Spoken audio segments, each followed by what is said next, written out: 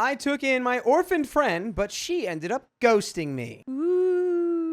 At the time, I, 25 female, had a friend from high school, 23 female, who had neither parent in her life. She had moved away from my hometown for her senior year of high school, and I had always been the one to travel to visit her for graduation, vacations, and just to spend time with her since I was the one who had a car. My life has always been hectic and I don't have a ton of money, but I always make the effort to stay in touch with my good friends. By the way, this comes from user Methuselah87, and if you want to submit your own stories, go to the r/okstorytime subreddit. I'm Dakota. I'm Carly. And I'm Keon. And OP says her mother moved her all over the place because she could never hold down a job. She was also an emotionally manipulative and harmful parent who controlled her daughter with fear. She leapt from man to man trying to find someone to support her financially, never actually getting to know her daughter or care about her needs, only caring for her and keeping her modestly happy because she thought it was her job, which it is. My friend's biological father abandoned them immediately, so she never really knew him, and her mother only dated for money. After briefly remarrying and then divorcing my friend's stepfather, the mother moved the two of them to a house in the middle of nowhere and began to date a richer, older man. My friend would visit her stepfather because they had a good relationship, but ultimately found out that he was crap talking her to her mother, and it ended their relationship. That is the weirdest thing I've ever read. After that, my friend lived alone with her mother and dated some a-hole who was just using her for the spicy sleep. After she finally broke up with him,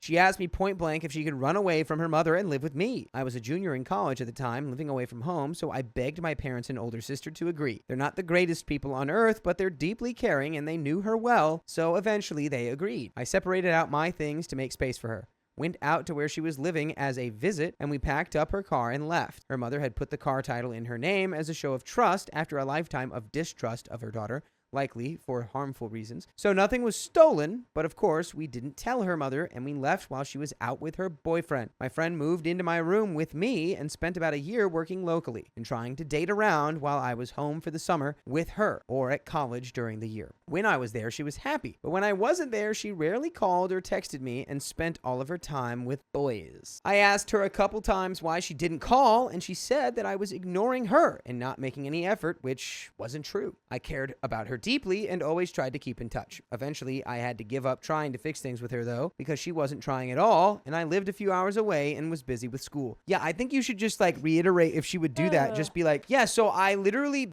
moved you out of your house into my own home with my family. So stop telling me I don't care about you.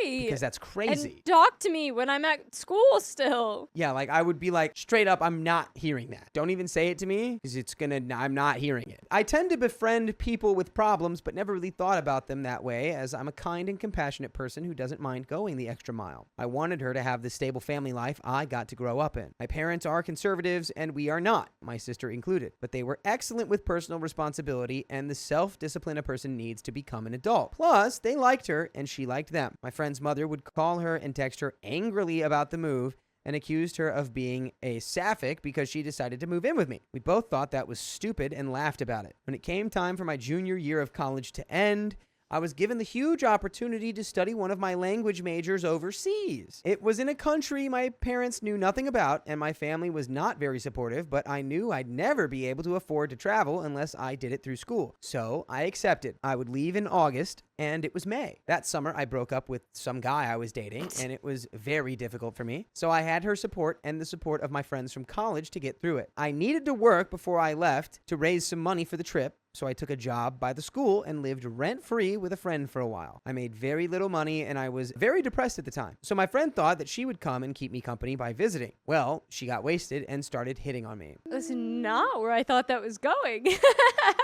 I am not into girls. She knew that, so I was really annoyed, and I tried to put her to bed like a child, but my girlfriend that I was living with was like, sure, I'll have spicy sleep with you. She said, OP, you might not be interested, but I am.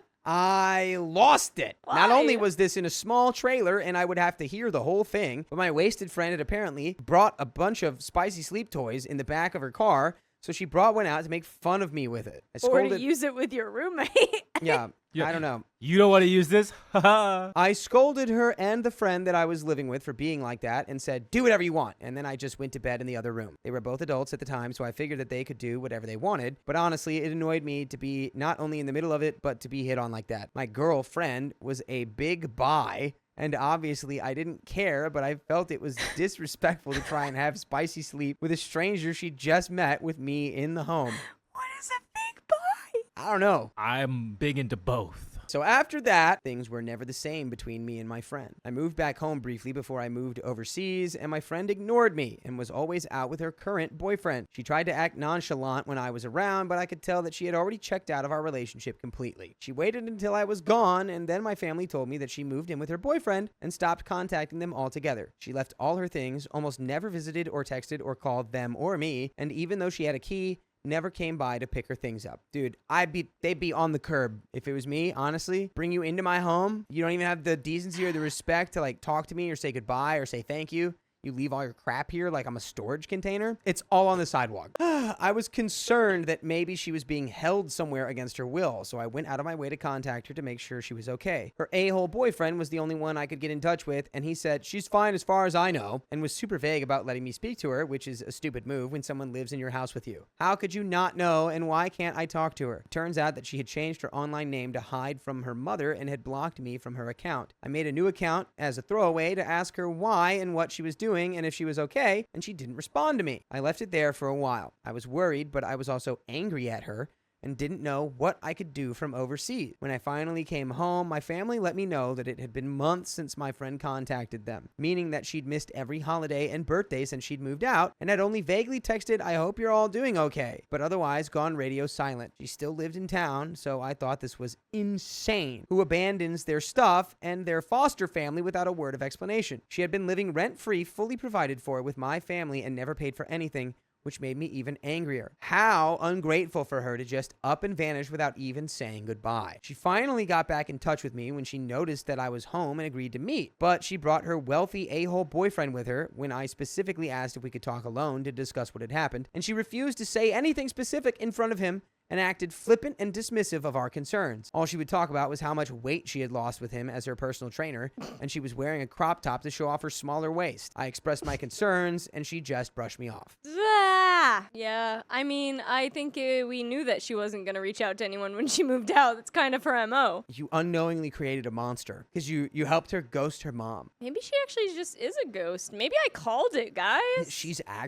Her name's Casper, and she's a ghost? She's not very friendly, but she's though. not friendly, which is crazy. And she's big bye. Big bye. She said big bye, bye, bye, bye. They left eventually after us learning nothing and basically stopped talking to everyone, me included, and I tried several more times to talk to her before I lost it. I texted her and said that if she was going to act like we were nothing to her and that we didn't matter at all in her life, that she was never to contact me or my family again because she was banished from the family. I wasn't about to let her string us along for whatever dumb butt ride she was trying to take us on. I threw her crap in a box and said, come get it or it's trash. She did eventually pick it up, and we never spoke again. And by the way, we can speak all the time, and you can listen to it in the full episodes with stories like this one on Spotify, iHeart, and Apple Podcasts, and wherever you listen to podcasts. Search OK Storytime, and you can listen to over 70 days worth of stories. Honestly, I have nothing to add because you've cut off your friend exactly the way I would have done it. You did the right thing at this point. Put that crap in a box, say get it or it's trash, and she crawled over like the little cretin she is behaving like. For context, during the time I was gone overseas, she picked up smoking, slept with a married man, refused to get car insurance, and overall just neglected all of her relationships except the ones with men. Oh, wow. Okay. So I have to assume that she may have in some way been in love with me or otherwise wanted me to give up my future to spend my life with her. I'm not sure why or if she ever planned on communicating her needs to me, but I fully had no idea and would never have given that impression if I knew how she felt. It's been a long time, and although I'm well-traveled and graduated college, I live with my family again, since I had some financial difficulties, and dating is difficult for me after having been mistreated so many times. I try not to dwell on this fallout with my friends since I couldn't make things work out with her, but I always had this terrible lingering guilt for giving up on someone who was essentially an orphan. I worry about her to this day and hope that she didn't hop from one harmful relationship to another thanks to her upbringing. I know I can't control her, and I never intended to. I was just concerned for her well-being and don't know if anything I could have done would have saved the situation. And that is the end of that story. Did what you could. and cut it off when you had to. My friend's wife is scamming our friend group, and I want to expose her. Get rid of her. I know the title sounds wild, but I really need some advice here. Not using my real account for this one. My best friend Dave, 35 male, is married to Beth, 39 female. They've been together for roughly 10 years and married for 5-ish. In 2023, Beth and Dave purchased a home out in the country and started their mini farm dream. This turned into a nonprofit for Beth as she wanted to bring in larger animals that needed new homes. Stop, that's so cute. It's pretty common where we live to retire farm animals to smaller farms. So we thought, okay, cool. She's onto something here. I'm not entirely sure how much money they raised for the startup, but I was under the impression that donations were pretty sparse over the first year. By the way, this comes from Peter Potter P. And if you want to submit your own stories, go to the r/okstorytime subreddit. And OP says, Beth has always worked in the service industry and late night bars around town. The lack of constant donations was a surprise to Beth because she thought she had networked better throughout the years to have more financial support. I remember thinking, you gave these people drinks for tips and that's all they've ever really owed you, but sure, I'm sorry, that sucked. No real consistent updates ever came from the nonprofit efforts, and it felt pretty uncomfortable to ask. Around July 2024, Beth alerted our friend group that she had been going through some health issues and was looking for extra support. She claimed they were having trouble finding answers from doctors, maybe an intense case of meningitis. This evolved into an autoimmune diagnosis, and she's now been without work for a few months. She started reaching out for financial support and looking for any sort of side gig she could get. Then August 2024, she claims she had a stroke. Dave claims he wasn't there during the time of her stroke, but has been 100% on her side. Because of course, your wife just told you she had a stroke after other health issues. They both seem very uneducated about the medical system on this level of situation. I've tried to ask more questions about how this went down in full detail, but he keeps avoiding, probably embarrassed that he doesn't have the answers because he wasn't there for her during this traumatic time. September 2024, Dave and Beth post that they're having a benefit dinner to help offset some of Beth's doctor expenses, which also contains a GoFundMe. I was unable to make the dinner, but my partner and I still donated. I ended up hearing that not a lot of folks showed up, but didn't think much of it at the time. Also, during this time, she was randomly sending texts here and there to friends within the friend group that raised a few red flags. Texts like, can you send me $20 to get gas to get home? And can you send me $50 to get my flat fixed, and multiple other versions of this at all hours of the night. These texts went on from July 2024 through April 2025 and are maybe still happening. I would reach out to the husband and be like, hey, what's going on? Your You wife guys has been- actually need this much? Yeah, help? she's been like reaching out, texting me at like 2 a.m. for like $10 because she wants to buy like Celsius. What's going on? I'm the sober friend in the group, so I feel like most of our friends kept this from me naturally or wanted to make sure it was real before bringing it to someone that wouldn't be able to sit on it. So I'm just now finding out all of this late night text information. I feel this intense pressure that I needed to tell my friends sooner than later what the F is happening or what is circling our friend group, but I'm not sure I have solid proof. I don't even know what you have proof of. I still don't know what's going on. Do you want yet. this lady's medical records?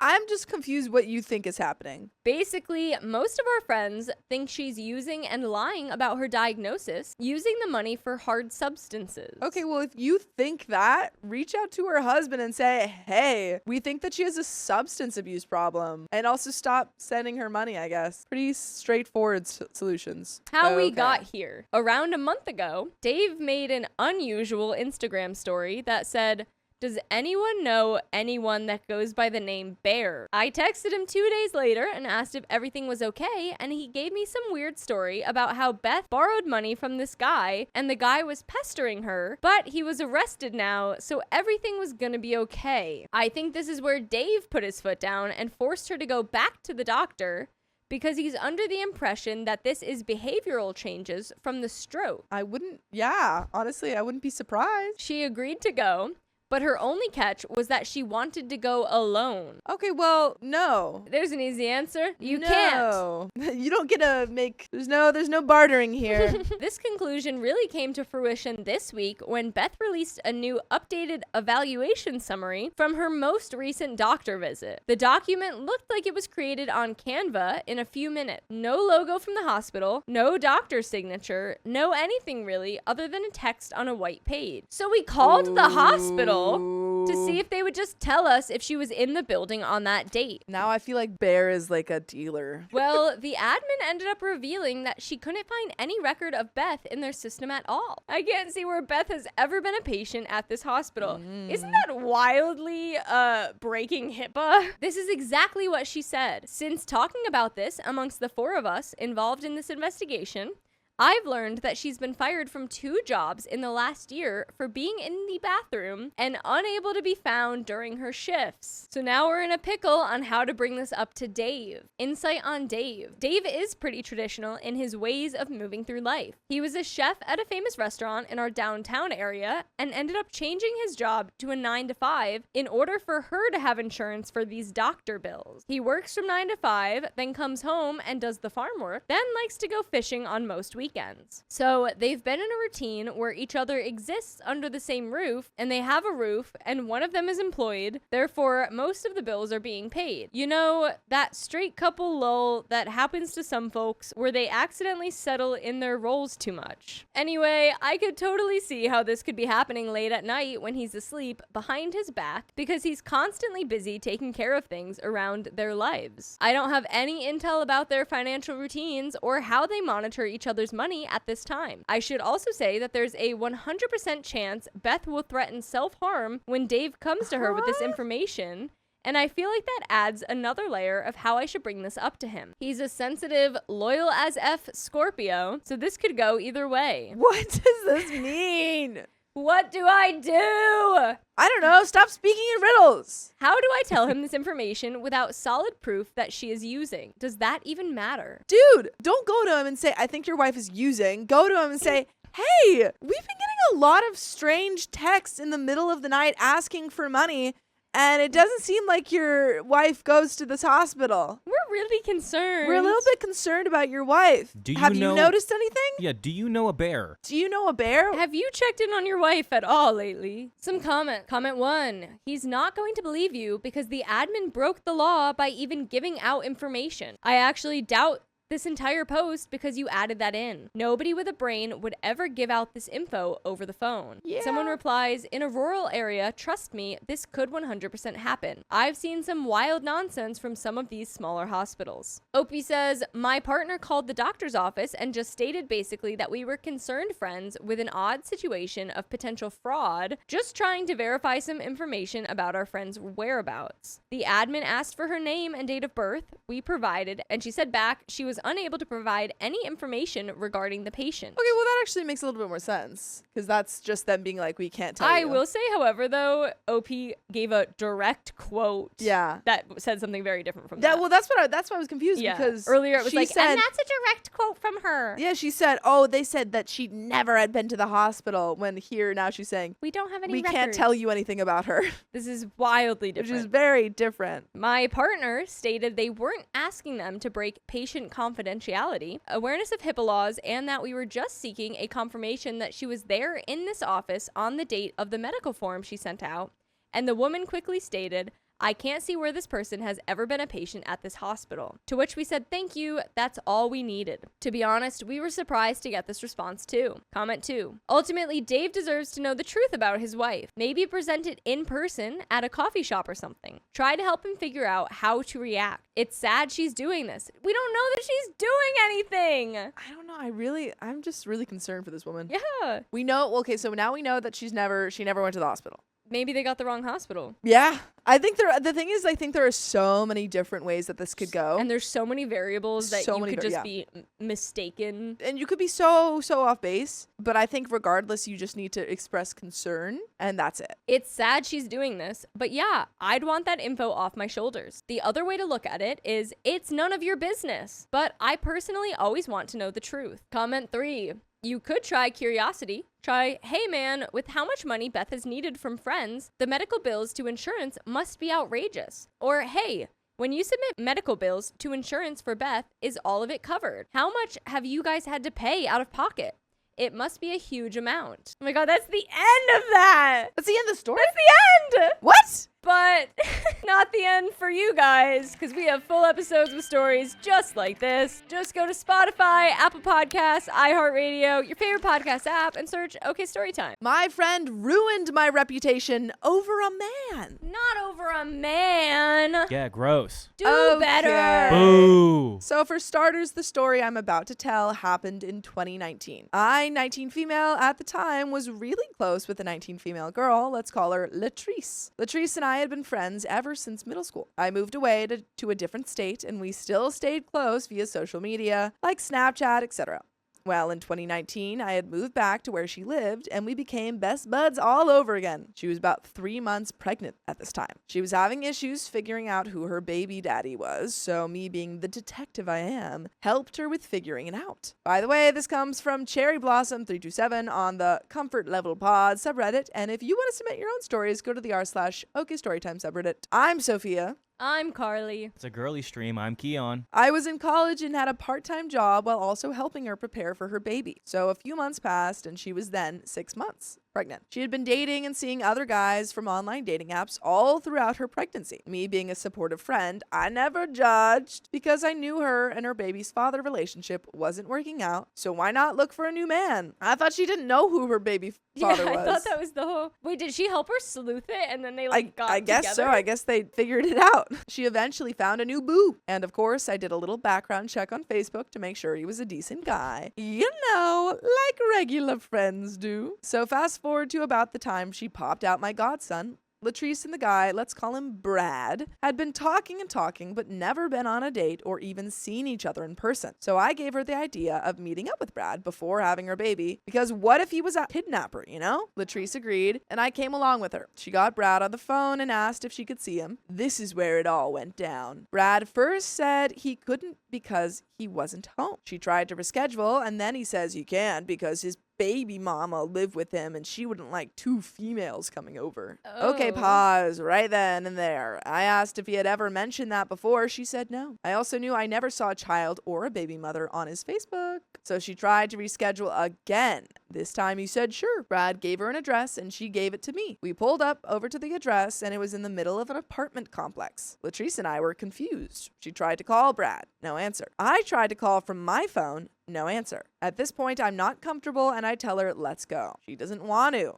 Latrice felt played and upset. I calmed her down. We got back in my car, and as soon as we did, Brad calls. He asked her if she had on a green jacket. It spooked me, so I put my car in reverse because no way, Jose, we don't play like that around here. Eventually, after like 5 minutes of silence, he says he saw us from his window, but he was nervous, too nervous to come out. Right then and there, I knew he was a fake. Catfish! Big old catfish. There's no way out of all this time he hasn't shown his face to Latrice, not even once on a FaceTime call or anything. So I told Latrice this guy's a catfish. She didn't believe me, but we left anyway. Now fast forward 2 weeks, she has had my godson and has made it back home. Latrice and Brad are still communicating. She's sending him pictures of her son and he's telling her he can't wait to meet him. By this point, I had already begun my research on this guy. I knew his name, address, and everything. OP is freaking FBI agent over And here. I love it. I spilled all the beans to Latrice the moment she got off the phone with him. She tried to deny, but I was persistent. She eventually agreed with me and told him she wanted to FaceTime. He said he couldn't because he's... Yeah, my phone's broken right now. Ooh, my when phone's I get broken. a new one, though, She's you like, can how are you see. texting me? He's like, I'm from my iPad. From She's my like, why don't iPod you... Touch. No, yeah, it's an iPod Touch. I can't. I doesn't have FaceTime. It was excuse after excuse. I kept telling her to just block him. And eventually she did after some convincing. So now to the nitty gritty. She says she felt played after wasting all her time on a catfish. So I told Latrice, apply for catfish. As a joke. This girl really went and applied. Oh my God. And they accepted. Now at this point in my mind, I'm thinking Brad is blocked. And she hasn't spoken to him in weeks, but boy, was I wrong. She ends up being on the show, but chimes me in as her savior. They welcomed me in all nice like. We told them what happened to her and how I found out he was a catfish and all of that. Somehow along the way, the story got switched to me being the bad guy. Huh? I was furious. After everything we've been through, she lied to me and tricked me. The guys from the show told us we were going to meet the catfish guy, but then they only took Latrice, which struck me as odd, but I paid no mind because I'm her friend. I wanted her to get closure with or without me. They call me to meet up and tell me that Brad says I sent him pictures of my private areas and was telling him I wanted him, which couldn't possibly be true. At this point, Latrice was crying, asking, why would I do this? And I'm just confused because I didn't do anything wrong. The show stars try to paint me out as the bad guy when I literally never saw the guy's face or anything. I apologized to Latrice, but not for doing her wrong, just because I knew she was hurting. She was still my friend at this point. I didn't know how bad she may have felt, but I tried to tell her Brad was lying. They spun it out as if I was trying to apologize for wrongdoing. I hate that show with every fiber of my being. Kelsey J says, I watched this episode the other day. Crazy. They have millions of people thinking I'm some sort of evil, backstabbing person, and I never have been. And never will be. After the show was aired, I got so much backlash, cyberbullying, and pesterment. I've never experienced something so horrible. People that don't even know me are thinking of me as a bad friend in person, when in reality, I never betrayed her in the first place. But now, years later, I want my get back. She deserves to be punished for publicly insulting and shaming me. She went out of her way to go to YouTube, Twitter, and Instagram to let the world know how bad of a friend I was. I tried to clap back, but the internet is such a hateful place. It almost led me to do some bad things. Latrice got paid for my embarrassment, and so did Brad. Did they, catfish you?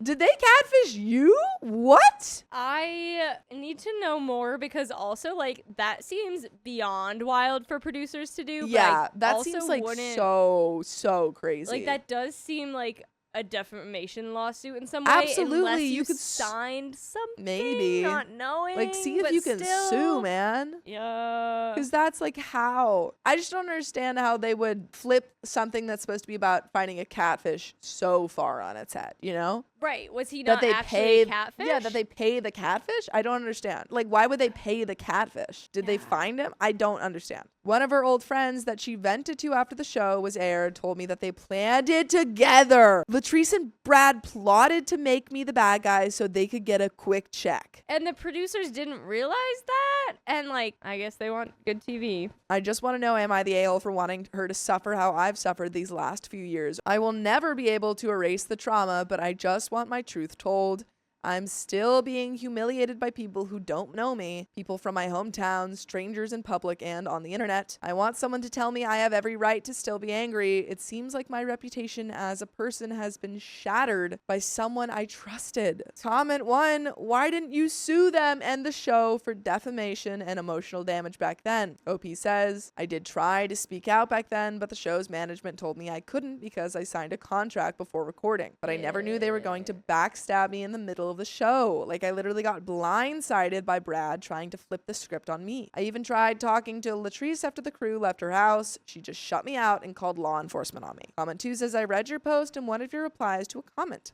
You said that you signed a contract with the TV show, so you can't take legal action against them. Take that contract to a lawyer. Yeah. Tell the lawyer that the TV show accepted Brad's lies about you messaging him and wanting him and aired it. Tell them about the online abuse you suffered afterwards. They will do this for a percentage of your compensation from the TV station, rather than you having to pay them directly because the show can't actually win. They didn't do their due diligence, and they screened lies about you to millions of viewers. Any forensic analysis of your phone records will prove it. OP says, anyone that I've told this to before has never told me I could still sue. They've all told me to let it go and let it just pass away. Unfortunately, I don't have enough money for a good lawyer. I don't have a village that will ride behind me either. My own family didn't even help when the situation was still fresh. But thank you so much for your advice. Another Literally reply. Just read it really deeply then. Read it see so if you deeply. see anything that you could maybe go off of and if there's something there. Like he said, they'll do it for a percentage of the compensation. You don't have to pay up front. They earn what they get from getting you money. You can actually sue the show, Brad and Latrice. The show would be the hardest because it's been a while, but Latrice and Brad, you could both sue for defamation. Since you can prove you never sent them pics or messaged him and you you can prove she made it up with him, and since she has publicly aired a known falsehood, they have zero defense. And your lawyer will be able to get text records from all parties involved, so you will have proof. OP says, OMG, all this time. I haven't been told any of this. This is why I posted, to get better insight and help. Thank you so much. I really appreciate it. Dang. My next advice would be delete this post. Yeah, dang, man. That's crazy.